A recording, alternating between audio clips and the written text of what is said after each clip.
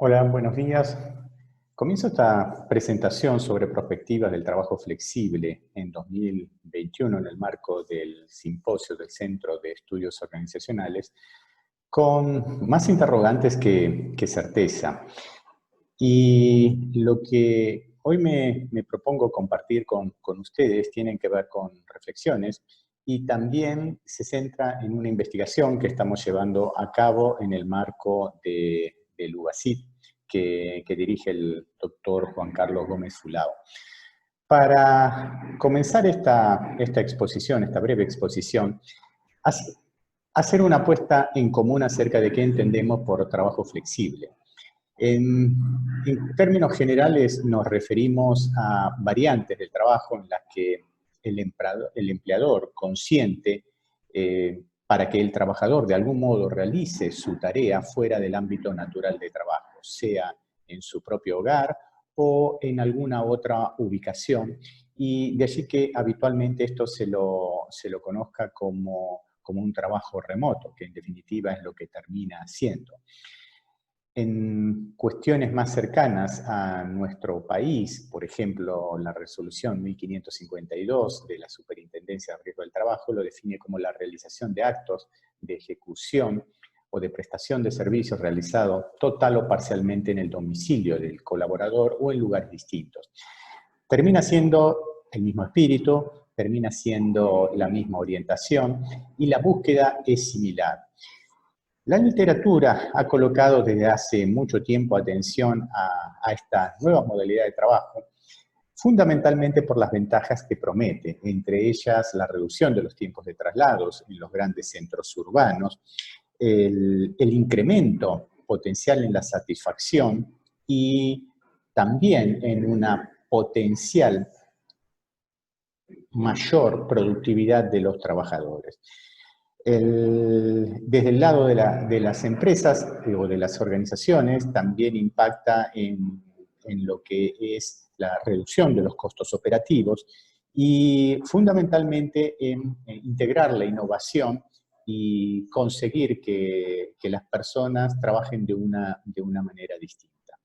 Ahora, desde lo nominal, desde lo teórico, desde todo lo que conocemos, se venían realizando trabajos de interés científico, en donde se colocaba como una tendencia cada vez más creciente.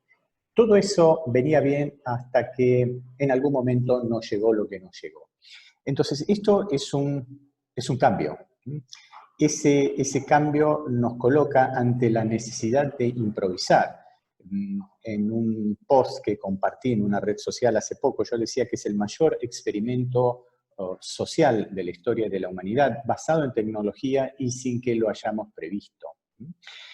En ese marco, cuando empezamos a buscar bibliografía, a entender las consecuencias, nos topamos con un artículo del Gartner Group en donde, referenciado al mercado laboral estadounidense, se indicaba que el 88% de las organizaciones encuestadas recomendaron o requirieron, sugirieron a sus colaboradores trabajar desde sus hogares.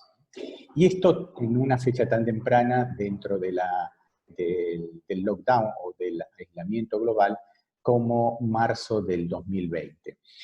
En esa misma publicación se proveía una guía, esa guía incluía estos puntos que hay que conseguir que las organizaciones trabajen en la orientación, en la generación de confianza y aporten estímulos para la resiliencia individual.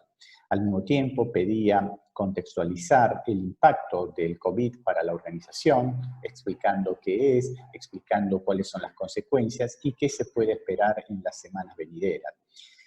Por otro lado, también fomentaba la colaboración entre pares, es decir, cierta transversalidad en el trabajo, y proponía establecer guías para los equipos de trabajo de modo que no se resienta la productividad. Además de aportar flexibilidad para las necesidades del trabajo remoto y asegurarse de la infraestructura en el hogar. En ese marco, nosotros también fuimos con nuestra propia encuesta, una encuesta ad hoc, de manera también virtual, por obvias razones.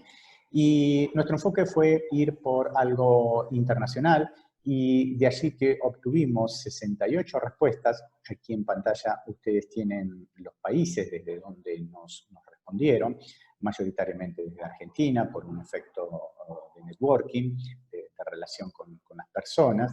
En segundo lugar, Brasil, Estados Unidos, México, y así por delante. El interés que teníamos como investigadores es ver qué tan universal vienen siendo una serie de consignas.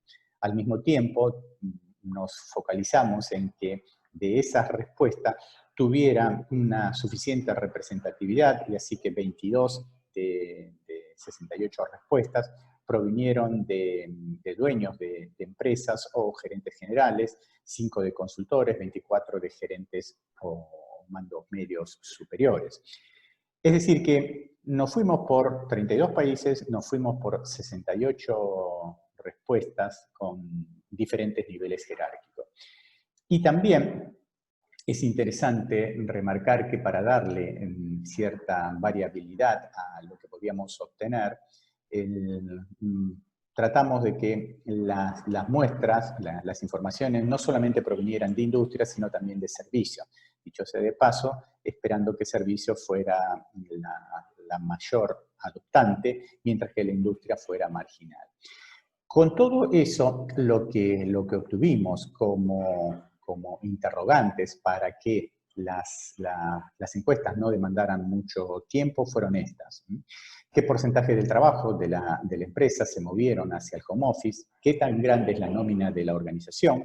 Para hacer una relación entre el tamaño de la propia organización y la movilidad que tuvieron hacia esta modalidad de trabajo.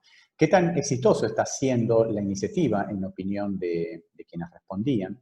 ¿Cuál es la posición dentro de la organización para después efectuar cortes en cuanto al tipo de respuesta que se obtenía? ¿Y cuál es el país de origen? De modo de también ver si hay una proposición universal acerca del trabajo en los hogares. Bueno, hay muchas respuestas, hay un informe que ustedes después pueden acceder. Las principales conclusiones que obtuvimos son estas. En primer lugar, la adopción del home office fue importante, sin atender al tamaño, industria u origen de las empresas. Es decir, que la universalización de esta práctica fue muy alta. Hablamos aquí de home office, atendiendo que también hay otras variantes de trabajo flexible que no están disponibles en este contexto, como es el trabajar en un bar o el trabajar en otras zonas públicas, dado que la mayoría de los países dio la orientación del trabajo hogareño. En segundo lugar, el porcentaje de home office en servicios e industria fueron importantes con obvias diferencias.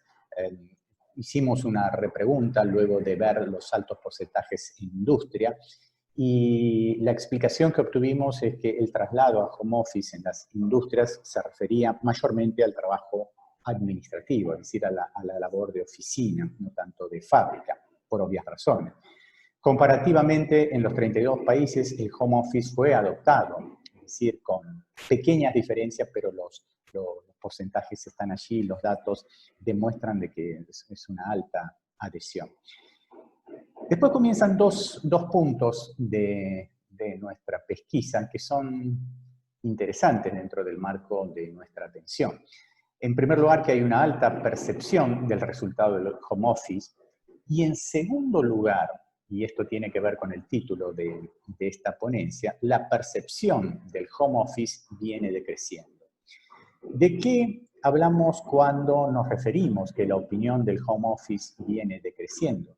Sencillamente que los números, y aquí los vamos a compartir, si comparamos, por ejemplo, el mes de abril, tanto para industria como para servicios, los valores, y aquí me estoy refiriendo a una columna que dice HO, Rate Average, tenía valores de 7,61 para industria y 7,91 para servicios, y esa misma pregunta, ese mismo punto de requisitoria, obtiene valores más bajos un mes después. Los números preliminares también para el mes de junio obtienen valores aún más bajos. Esto es definitivamente desorientador porque al mismo tiempo que nosotros produjimos este trabajo, hay otras producciones que indican que los valores de adopción se mantienen y que los valores de satisfacción se mantienen. Entonces, aquí agregaría de que no existe un consenso disciplinar acerca de qué es lo que le está pasando en términos de percepción del desempeño del home office. Lo que sí podemos afirmar es la necesidad de ir con estudios más en profundidad acerca del desempeño de esta modalidad del trabajo en este contexto que nos toca vivir. Sí, de una rápida revisión de la literatura, de los trabajos que se vienen publicando, se han aislado una suerte de lista de interrogantes que tienen de un lado la empresa y de otro lado el trabajador o aquel que presta los servicios. En los puntos verdes son las cuestiones positivas que se están leyendo en la literatura de referencia, y en los rojos, obviamente, los puntos de preocupación. Hacia la izquierda ustedes tienen la mirada de la empresa, y tenemos que, entre las cosas que se resaltan, la capacidad de innovación y de alfabetización tecnológica. Esto es bastante compatible con el desarrollo conceptual de las capacidades dinámicas, que nos enseña que ante cambios repentinos la organización debe responder de manera rápida, flexible, armónica, y ciertamente la mayoría ha pasado esa prueba. El otro beneficio son la reducción de los costos operativos, lo que es natural de pensar simplemente si concebimos el costo asociado a la fuerza motriz, a la electricidad, costos de limpieza y demás. También, y esto es ambivalente porque en cierto punto hay otras publicaciones que son contradictorias respecto del aumento de la motivación de la fuerza laboral. Siguiendo con la mirada empresa, hay una pérdida de control y de la productividad, aun cuando las mediciones que existen son también ciertamente difusas. La infraestructura de seguridad en aquellos casos donde se maneja información crítica, que en casi todas las empresas debe existir algún tramo, ciertamente es una preocupación. Y como un efecto colateral más de impacto blando es la erosión de la cultura empresarial. Por el lado del colaborador, del trabajador, tenemos un gran beneficio que es la reducción de los tiempos de traslado, sobre todo en los grandes centros urbanos. Hay un mayor tiempo personal para el cuidado personal, y esto también entre comillas, y la integración familiar para aquellas personas que tienen una familia, es de suponer que es un efecto positivo. Digo, es de suponer porque también la lectura de las publicaciones preliminares de esta temática en estos tiempos lo sugiere. Pero aquí viene lo delicado y lo que no termina siendo beneficioso para el trabajador. Primero, la noción de privacidad se ve erosionada porque hay una pérdida de la jornada laboral. Esto en las indagaciones informales, post-encuestas que realizamos, encontramos que las reuniones pueden suceder en cualquier momento del día, en cualquier momento de la semana, y se extiende esa noción de jornada laboral. Al mismo tiempo hay un agotamiento psicológico por producto del encierro, no en sí de la técnica de home office, pero sí en el acompañamiento al aislamiento termina siendo una combinación que en un punto distrae, pero también impacta en lo psicológico. Y también se encuentran en alguna lectura en relación con esta iniciativa en estos tiempos una pérdida de productividad. Por lo tanto, como conclusión en esta corta presentación, diríamos que el futuro de la flexibilidad laboral para el año 2021 va a continuar. Algunos países saldrán plenamente del aislamiento, del lockdown, con diferentes estrategias, pero es de pensar que esta práctica ha venido para quedarse. con distintos grados de satisfacción y sin consenso acerca de los beneficios, que terminan siendo nominales, pero que también tienen costos asociados. En resumidas cuentas, el informe que nosotros preparamos en el Centro de Estudios Organizacionales sugiere la necesidad de continuar acompañando esta temática, fundamentalmente para comprender cómo las organizaciones deben encaminar esta nueva realidad y cómo aislar lo que terminan siendo las mejores prácticas en el home office. Bien, esto ha sido todo. Les agradezco mi información personal de contacto aquí y nuevamente felicitar al Centro de Estudios Organizacionales por esta iniciativa. Y dicho sea de paso, es una muestra de cómo nos adaptamos a esta realidad actual de la pandemia. Cualquier información adicional, ustedes tienen información de contacto del centro, así como también mi información personal por si precisaran algo más de información al respecto. Muchísimas gracias.